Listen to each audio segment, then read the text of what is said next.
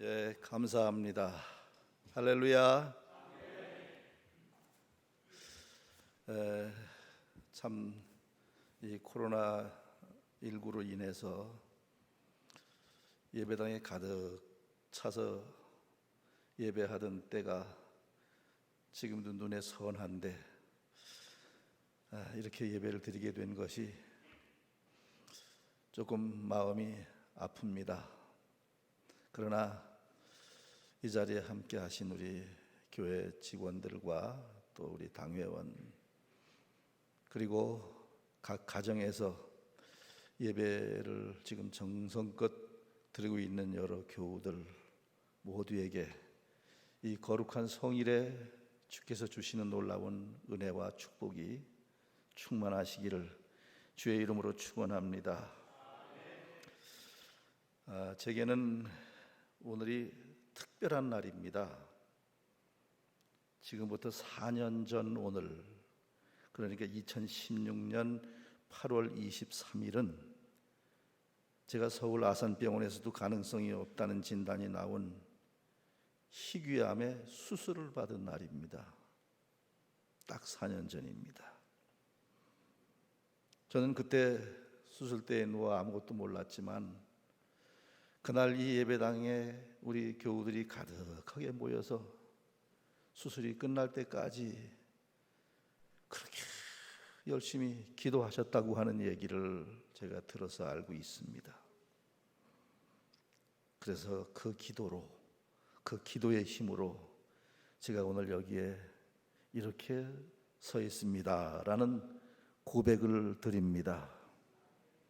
그리고 오늘이 제게 또 특별한 날인 것은 제가 은퇴하고 이제 2년이 가까워 오는데 이 주일 예배의 설교를 처음으로 2년 만에 하는 날입니다.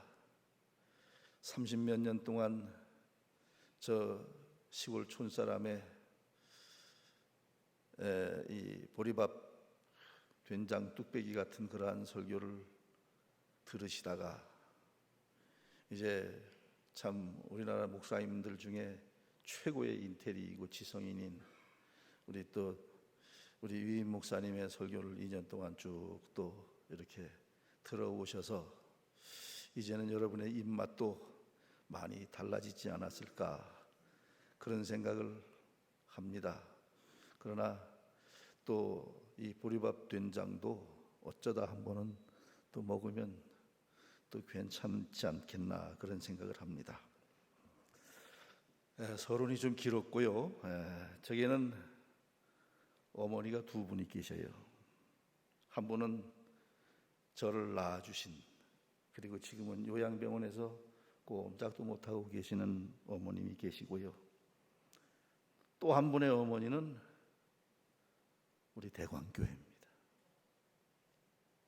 우리 대광교회는 제가 언제나 사모하고 언제나 그리워하는 내 어머니입니다. 어느 시에 보니까 내 어머니 눈에는 나만 보인다라는 시가 있더라고요. 논산훈련소에서 이제 훈련병들이 훈련을 마치기 전에 이 훈련병들의 부모님들을 다 초청을 해서 그동안 훈련받은 것을 이제 시범을 보이는데 제일 먼저 뭐를 하느냐 하면 제식 훈련을 합니다. 줄 맞춰서 착 걸어가는 거예요. 하나, 둘, 셋, 넷. 손발이 착착착착 맞습니다. 근데 유독 한 병사가 손발이 안 맞는 거예요. 다 맞는데. 그러니까 그 병사의 어머니가 그 모습을 이렇게 지켜보고 있다가 하는 말이 원 세상에 손발 맞는 놈이 내 아들 하나밖에 없네 그랴 그러더랍니다. 이게 엄마의 마음이에요. 내 어머니 눈에는 내 자식만 보이는 겁니다. 오늘 본문 이사야 49장 15절 16절을 보면은 여기에 그런 말씀이 나옵니다. 내가 너를 내 손바닥에 새겼고 라는 말이 나옵니다. 하나님께서는 내 이름을 손바닥에다 새겨서 그거 새겨놓고 들여다보고 계시는 거예요. 볼펜으로 그냥 쓴 게 아니에요. 조각칼로 조각을 하듯이 손바닥에다 새겨놓고 그리고 늘 들여다보고 계신다라는 얘기입니다. 예수님께서는 교회를 세우기 위해서 피를 흘리셨습니다. 내 어머니는 나를 낳기 위해서 피를 흘리신 것처럼 말입니다.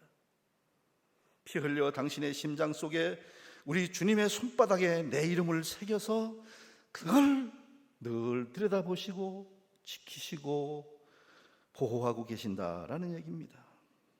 그래서 세상에서 가장 귀한 사랑이 무엇이냐고 묻는다면 첫 번째로 꼽는 것이 어머니의 사랑 아니겠습니까? 물론 아버지도 나를 사랑하시고 할머니 할아버지도 나를 사랑하시지만 어머니의 사랑이 특별한 이유는 어머니께서는 나를 위해서 피를 흘리셨잖아요. 그보다 귀한 사랑은 없는 거지요. 그런데 오늘 본문에 보면 그 사랑도, 그 어머니의 사랑도 온전하지 못할 수 있다. 한계가 있고 부족함이 있고 영원하지 못하다는 얘기죠. 그런데 진짜 한계가 없고 영원한 사랑은 하나님의 사랑이다. 그런 얘기를 오늘 본문에서 하고 싶어 하는 겁니다. 여러분, 우리 주님께서 십자가에서 피를 흘리셔서 교회를 세우셨어요. 교회가 뭐예요? 교회는 우리 예수 그리스도의 몸이다 라고 우리는 배웠습니다. 그러니까 눈에 보이는 예수님의 몸, 우리가 눈으로 볼 수 있는 예수님의 몸, 그게 바로 교회라는 거예요. 그 천국에 생명책이 있다고 그랬죠. 우리 주님의 손바닥에는 우리의 이름이 있다고 그랬죠. 여러분, 교회 그러면 눈에 보이는 교회, 보이지 않는 교회가 있습니다. 눈에 보이는 교회는 지금 우리 이 땅에서 우리가 보고 있는 교회, 그리고 보이지 않는 교회는 하나님만이 아시고 계신 하나님 나라의 생명책에 이름이 기록되어 있는 그 이름. 그런데 물론 하나님 나라의 생명책에 내 이름이 기록되어 있는 보이지 않는 교회가 중요하지만 이 눈에 보이는 교회는 그 보이지 않는 교회의 상징인 거예요. 여러분, 우리 교회에서 다 직분들 가지고 계시잖아요. 집사, 권사, 장로, 목사, 이런 이름들을 다 여러분들 가지고 계신데 이거 소홀히 생각하시면 안 됩니다. 우리가 하나님 앞에 설 때에는 이 세상에서 어떤 일을 하다 갔든지 어떻게 살다 갔든지 다 덮어두고 한 줄 딱 써요. 묘비에 보면은 뭐라고 씁니까? 누구누구 집사의 묘, 누구누구 권사지묘, 누구누구 장로지묘. 그 이름이 우리 신앙인들에게는 이게 귀한 거예요. 이거 하나 딱 써놓잖아요, 묘비에다가. 그래서 제가 오늘도 와서 우리 교회 은퇴하신 안수 집사님인 장관도 하고 대학 총장도 하고 국회의원도 했던 집사님에게 내가 오늘 전화를 했어요. 근데 그 사모님이 받으셨는데, 권사님이 받으셨는데 제가 그렇게 얘기했어요. 권사님 편안하시죠? 그리고 박 집사님도 편안하시죠? 왜 내가 국회의원이라고 안 부르고 장관이라고 안 부르고 집사님이라고 불렀느냐? 그게 귀한 거예요. 그게 귀한 거예요. 나중에 우리가 하나님 나라 갈 때는, 우리가 전에 예배 드릴 때는 교회 들어올 때 QR코드 찍고 들어왔잖아요. 하나님 나라 갈 때는 그 생명책에 주님의 손바닥에 새겨진 그 이름 없이는 하나님 나라에 못 들어간다는 거 여러분 아십니까? 그거 하나만 보는 거예요. 그리고 그 내 어머니 눈에는 나만 보인다, 그런 얘기죠, 말하자면. 전에 어떤 러시아 선교사님을 만났더니 그분이 그런 얘기를 해요. 자기 딸이 어느 인어공주라고 하는 연극에서 이제 출연하게 되었다고. 그래서 내 딸이 그 연극에서 무슨 역할을 맡았을까 궁금했대요. 내 딸이 인어공주를 맡았을까? 아니면 이웃나라 공주일까? 아니면 인어공주랑 재미있게 놀고 있는 노랑 물고기일까? 그래도 마녀 역은 아니겠지. 근데 막상 가서 보니까 자기의 딸의 역할이 바다에 있는 말미잘이더래요. 말미잘을 아십니까? 인어공주가 막 왔다 갔다 하고 무대에서 왔다 갔다 하고 하는데 그 말미잘은 저쪽 무대 저쪽 옆에서 계속 연극이 끝날 때까지 나풀거리고 있더라는 거예요. 그런데 엄마 아빠는 그 연극에 참여해서 그 인어공주의 연극이 끝날 때까지 시선이 말미잘만 쳐다보고 있었다는 거잖아요. 말미잘만 쳐다보고 있었대요. 그리고 나서 깨달았답니다. 여기에 많은 아이들이 와서 참여를 했지만 주인공은 말미잘이었네.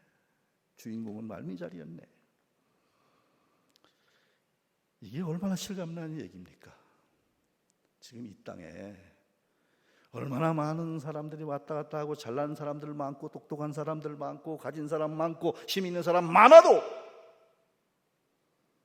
역시 하나님께서 보시는 이 땅의 주인공은 저와 여러분 하나님의 자녀들인 것을 믿습니다. 엄마의 눈에는 아이만 있는 거예요. 아들만. 그 교회는 어머니와 같다라고 주장을 했던 신학자가 계세요. 바로 우리 장로교의 창시자인 존 깔뱅 목사님이신데 그분이 기독교 강요에서 이런 말을 했습니다. 하나님을 아버지로 섬기는 자는 교회를 어머니로 섬겨야 된다 그랬어요. 왜 교회를 어머니라고 그러냐? 우리가 누구를 통해 태어났습니까? 어머니를 통해서 태어나잖아요. 어린 시절 어머니가 나를 낳고 나를 보호하고 나에게 젖을 먹이고 진자리 마른 자리 갈아 누워가면서 나를 키웁니다. 그러니까 이 세상에 사랑이 많고 많지만 진짜 귀한 사랑, 정말 소중한 사랑은 어쩌면 내가 기억도 안 날 수 있어요. 너무 어려서 기억도 나지 않은 때서부터 나를 그렇게 낳아주시고 키워주시고 품어주시고 길러주신 그 어머니께로부터 받은 사랑, 이거보다 더 귀한 것은 없을 것입니다. 어머니를 통해서 내가 나왔어요. 마찬가지로 우리의 영적인 생명은 어디서부터 우리가 얻었습니까? 교회를 통해서 우리는 구원을 체험하게 되고, 교회를 통해서 하나님의 말씀을 묻고, 교회를 통해서 거듭나게 되고, 교회의 여러 가지 이 양육 프로그램들을 통해서 우리는 자라나게 되었던 것이죠. 그래서 교회는 우리의 어머니다 이렇게 부르는 거예요. 그래서 교회에 오면은 여기에서 어머니의 따뜻한 품을 느껴야 되는 겁니다. 여러분, 교회에 와가지고도 이 교회에서 어머니의 품을 느끼지 못한다면 신앙생활 잘못하고 있는 거예요. 그리고 이 교회에 찾아 나오는 모든 사람들이, 모든 교우들이 다 여기에서 어머니의 따뜻한 품을 느끼지 못한다면 교회가 잘못하고 있는 거예요. 여기 오면 어머니의 품을 느껴야 돼, 누구든지. 그리고 어디 멀리 떠나가게 되고 사정상 당분간 나오지 못하게 되는 상황이 생긴다 할지라도 우리가 어머니의 품을 그리워할 수 있는 교회가 돼야 이게 정상적인 것이다 라는 겁니다. 오늘 자꾸 군대 얘기하게 되는데 어느 아들이 군대에 갔대, 훈련소에 갔대요. 여기도 아들 군대 보내놓고 눈물 꽤나 쏟았던 어머니들 계시지요. 그래서 어머니가 하루는 아들 생각이 나가지고 아들 방에 들어가가지고 아들이 자던 침대에 이렇게 누워있다 나니까 눈물이 핑 돌아요. 그래서 아들에게 편지를 보냅니다. 아들아, 네가 자던 침대에 네 생각이 나서 엄마가 잠깐 들어갔다 나왔는데 침대에는 아직도 너의 따스한 온기가 남아있건만 너는 지금 이 추운 겨울날에 어떻게 하고 있는지 모르겠다. 그렇게 편지를 썼더니 아들에게서 급하게 답장이 왔대요. 엄마, 나 훈련소에 올 적에 내 침대 전기장판 안 끄고 나왔어.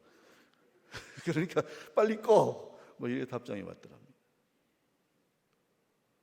여러분, 그 전기장판의 따스한 온기 말고 우리가 우리의 어머니가 되는 이 교회에서 하나님의 따스한 온기를 느낄 수 있어야 된다, 그 말이죠. 그래서 탈무드에 보면은 너의 어머니를 통해서 나를 보려무나, 너의 어머니의 음성을 통해서 내 소리를 들으려무나 라는 말이 있습니다. 지금은 아마 이 코로나 때문에 영유아 유치부 예배도 제대로 못 드리겠지요. 근데 제가 현직에 있을 때 보면은 다 엄마 아빠들이 내려가서 그 아기들을 안고 예배를 드립니다. 하나님의 말씀을 같이 공부합니다. 나의 사랑하는 책 비록 헤어졌으나 어머님의 무릎 위에 앉아서 재미있게 듣던 말 이 책 중에 있으니.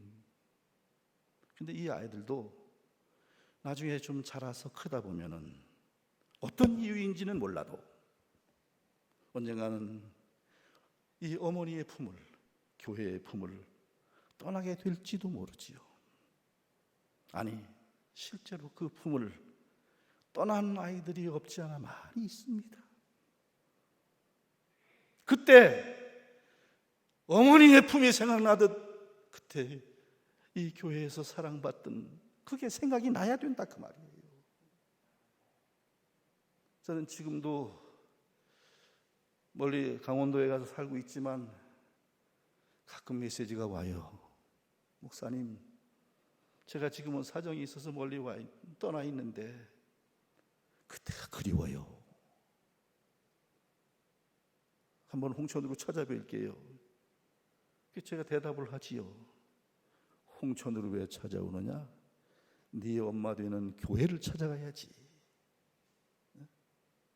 교회가 엄마예요. 그렇습니다. 우리 교회는 제가 처음 부임할 때 몇 명 안 되는 아주 작은 교회로 시작을 해서 그래도 제법 중형 교회로 이렇게 성장을 했습니다. 제가 지난 한 35년 이렇게 뒤돌아보면 우리 교회가 언제가 가장 아름다운 교회였을까? 몇십 명 안 되는 그 조그마한 교회에 있을 때일까? 아니면 100여 명 모여서 예배당 짓겠다고 막 벽돌을 나르던 그때일까? 아니면 지금 중형 교회로 성장한 지금일까? 아니면 앞으로 더 큰 교회로 성장한 그때일까? 제 결론은 그렇습니다. 교인이 몇 명 없던 때의 그 모습, 그때나 한 50여 명, 100명 모여서 예배당 짓겠다고 땀을 뻘뻘 흘리던 그때나 지금이나 앞으로나 소중하지 않은 때는 없었더라. 그때는 그때대로 소중했고 지금은 지금대로 소중한 거예요. 우리 모든 교회는, 우리 모든 교우들은 하나님 앞에 다 이렇게 소중한 존재임을 믿습니다. 우리가 그 어린이들한테 잘 들려주던 얘기가 있지요. 손가락 5개가 어느 날 서로 싸움이 붙었대요. 누가 제일 높으냐 이거지, 누가 대장이냐. 그때 엄지손가락이 뚜벅뚜벅 나와서 하는 얘기가, 내가 대장이지. 응? 언제나 최고를 얘기할 때 엄지손가락을 지켜들지, 응? 이 손가락을 쳐들고 내가 대장이야 그러는 거 봤어? 그러니까 이 둘째가 또 나옵니다. 무슨 소리야, 언제나 내가 앞장서지. 뭘 지시할 때든지 뭘 지적할 때든지 다 이 손가락으로 하지. 응? 엄지로 이것 주세요 저것 주세요, 대광교회 저리로 가는 거야 이러는 거 봤냐고. 그러니까 이번에는 셋째가 나와가지고, 야 너네 다 서봐, 누가 제일 큰가. 내가 제일 크니까, 제일 기니까 내가 대장이지. 그러니까 이 넷째가, 그딴 소리 하지 마. 우리 주인이 제일 값비싼 반지를 어느 손가락에 끼워주된, 여기다가 다이아 반지 끼고 왔다 갔다 하는 거 봤어? 다 한마디씩 하는데 이 새끼 손가락이 가만히 보니까 자기는 이것도 아니고 여기 가시오 저기 가시오 지적하는 이것도 아니고, 키가 제일 큰 것도 아니고, 무슨 고급 반지를 끼는 것도 아니고, 나는 뭐야? 속상해가지고 문을 팡 열고 나가면서, 야 이놈들아, 니들 중에 나 하나 없으면 이 손 뭐 되는 줄 알아? 병신이지. 그러니까 그제서 이 나머지 손가락들이 깨닫고, 그러지 말고 들어와. 그래가지고 데리고 들어와가지고 잘 살았다는 동화 얘기가 있잖아요. 그렇습니다. 소중하지 않은 사람이 없는 거지요. 우리 대광교회에 이제 막 태어난 조그만 어린아이서부터 시작을 해서 이제 앞으로 내일 모레면 하나님 앞에 부름을 받을지 모르는 연로하신 어르신네에 이르기까지 소중하지 않은 사람이 없는 것이고요, 없어야 되는 것입니다. 교회가 이 정신을 잃어버려서는 안 돼요. 그래서 제가 행여나 이런 정신이 퇴색될까 봐 교회에 부임하고 나서 마지막 은퇴할 때까지 기도했던 기도가 있습니다. 이 교회가 아무리 성장하고 교인들이 많아져도 작은 사람 한 사람 한 사람 소중히 여기는 것을 잊지 말고 사역을 할 수 있게 하여 주시옵소서. 여러분, 예수님이 피 흘려서 이 땅에 교회를 남겼어요. 우리는 이 교회에서 거듭나서 태어나서 자라났습니다. 이제 우리는 하나님 앞에 서게 되면 천국 가느냐 지옥 가느냐 그 심판은 없습니다. 우리 주일학교 언니들이 부르는 찬양처럼 심판이 나에겐 없네, 주의 피는 내 죄 가리네, 예수님 날 위해 돌아가셨으니 심판이 나에겐 없네. 이제 그 지옥 가는 심판은 없어요. 이제 여러분 예수 믿었으니까 가고 싶어도 못 가. 그러나 보상 심판은 있다. 저는 그렇게 믿습니다. 천국 가서 옛날 부흥사들 말대로 하면 개털모자를 쓰고 문가에 앉아 있을 사람과 면류관을 쓰고 영광 중에 빛날 사람이 있더라라는 얘기입니다. 그럼 하나님 앞에 섰을 때 보상 심판이 뭐냐? 우리가 하나님을 잘 섬긴다. 어떻게 하는 게 하나님 잘 섬기는 거예요? 하나님 눈에 보여요? 예수님 잘 섬긴다. 어때요? 예수님 뭐 내 손에 잡혀요? 하나님은, 우리 주님은 눈에 보이지 않는 분이시기 때문에 누가 그런 말을 했어요. 이 땅을 떠나가실 때 이 땅에 주님은 주님의 몸을 남겨놓고 가셨다. 그 주님이 남겨놓고 가신 몸이 뭐냐? 그게 교회라 그랬어요. 그러니까 교회를 어떻게 소중히 여겼느냐, 그걸 보고 주님께서는 너희가 내 몸을 소중히 여겼으니 이제는 내가 너를 소중히 여기리라 이렇게 말씀하시는 거예요. 그 사도 바울이 사울이었을 적에 어느 날 다마스커스로 가다가 햇빛보다 몇 배로 빛난 빛이 사울의 머리에 쫙 내리비치면서 사울이 눈이 멀어 말에서 떨어지지요. 그때 사울은 음성을 듣습니다. 사울아, 사울아. 예, 누구십니까? 나는 네가 핍박하는 예수다 그랬어요. 아니, 사울이 생각하면 황당합니다. 내가 언제 예수님 당신을 핍박했습니까? 나는 그저 당신을 따르는 무리들, 교회를 핍박했을 뿐입니다. 여러분, 교회를 핍박하는 자를 주님이 직접 상대를 하고 나서는 거예요. 교회와 주님을 예수님께서 동일시하시는 것입니다.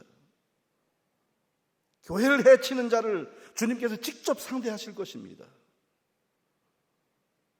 저는 믿습니다. 오늘도 예배 들어오기 전에 잠깐 장로님들하고 얘기를 나눴는데,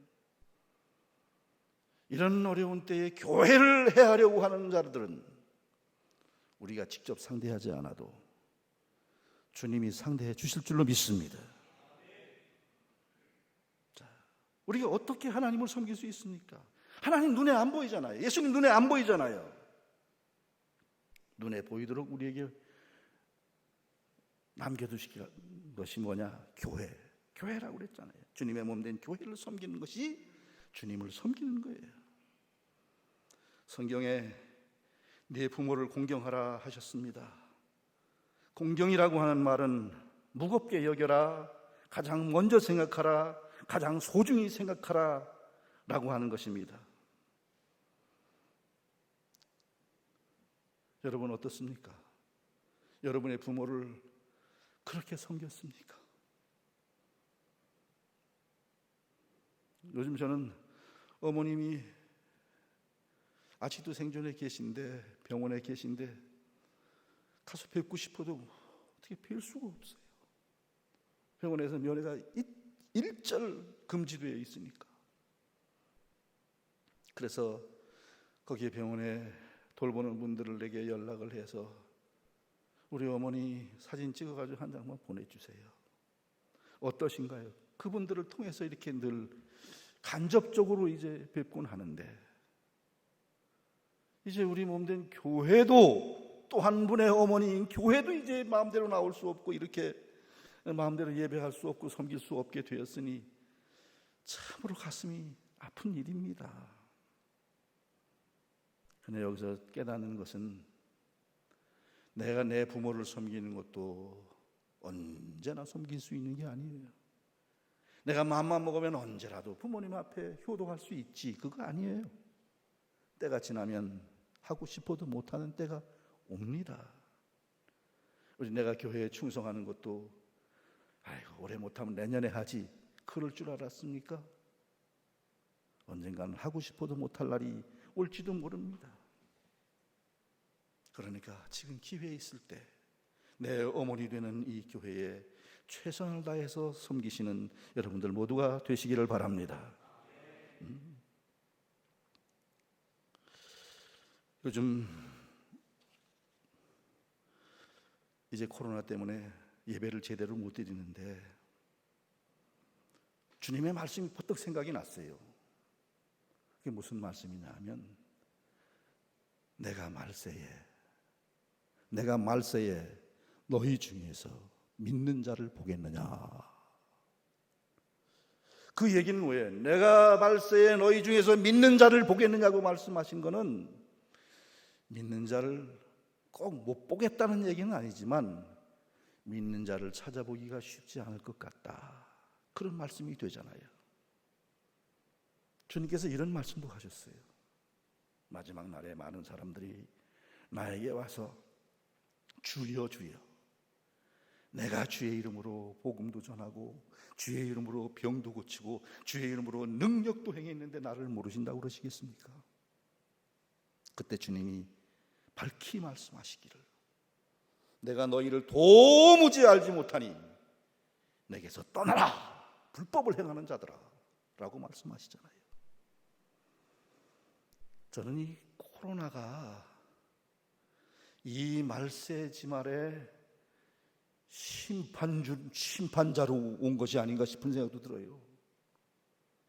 이 코로나가 딱 닥치고 나니까요 정말 광풍이 불듯이 이 코로나 바람이 쫙 불고 나니까 마치 키로 곡식을 추수 때 까부르면 쭉정이는 다 날아가고 알맹이는 더 안으로 기어 들어오는 것처럼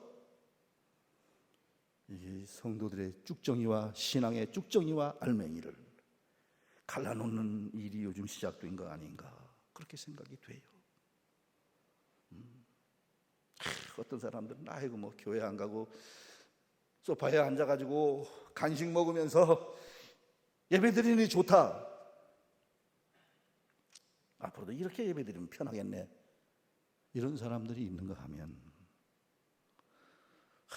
교회 못 가니까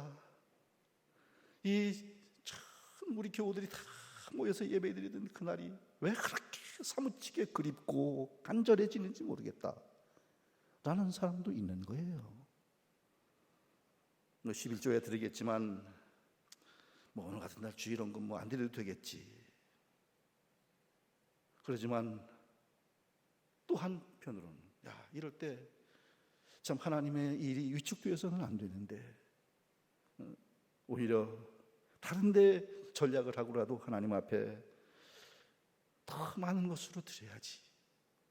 이게 나뉘어져 사람들이. 제가 그동안 이렇게 여러 사람들을 만나보면서 대화하면서 느끼는 것은 코로나가 신앙인과 불신앙을 갈라놓는 것은 물론이거니와 신앙인들도 이렇게 갈라놓더라니까요.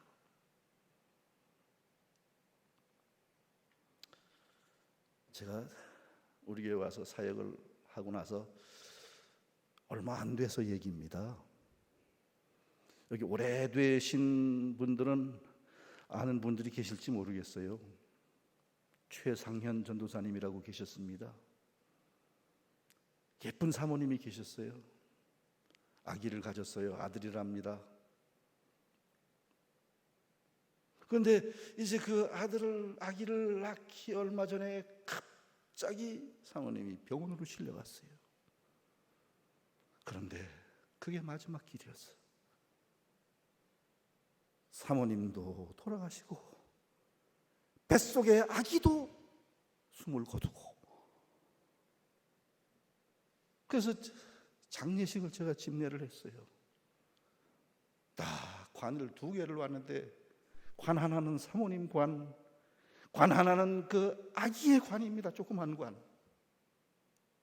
그걸 앞에 놓고 예배를 인도하는데 도저히 집례하는 목사로서도 이게 이해가 잘 안 돼요. 어째서 저 착한 저 전도사님에게 사모님에게 이런 일이 일어나야만 했는지 설교를 하다가 저도 모르게 전도사님에게 그렇게 물었어요. 나 이 설교하고 있는 목사도 이 상황이 이런 상황이 일어나고 있는 걸 이해를 할 수가 없습니다. 그러니 전도사님은 어떻게 했습니까? 둘 중에 하나 선택할 수 있을 것 같아요. 내가 무슨 잘못을 했다고 우리 집안에 이런 생각지도 않은 엄청난 시련을 주십니까? 나 하나님 믿을 수 없습니다. 하나님 원망하고 돌아서도 누가 전도사님 탓하지 못할 것 같아요.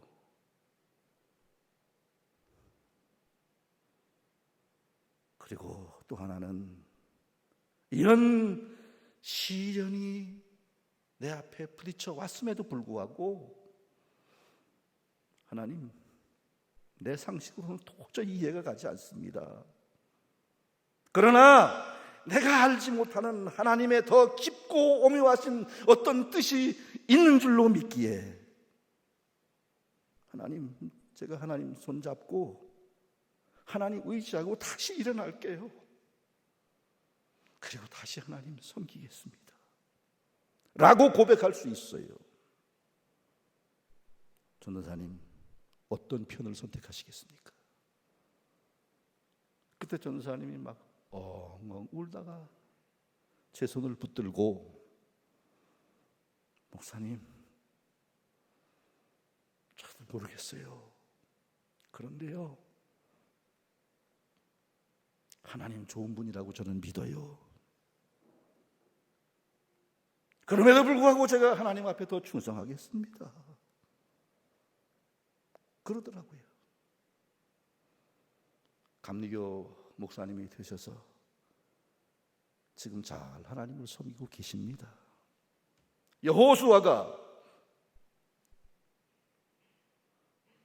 110세에 죽기 전에 백성들에게 결단을 요구합니다. 너희는 오늘날 섬길 자를 택하여라. 나와 우리 집은 여호와만 섬기겠노라. 이런 시대에 우리는 결단해야 합니다.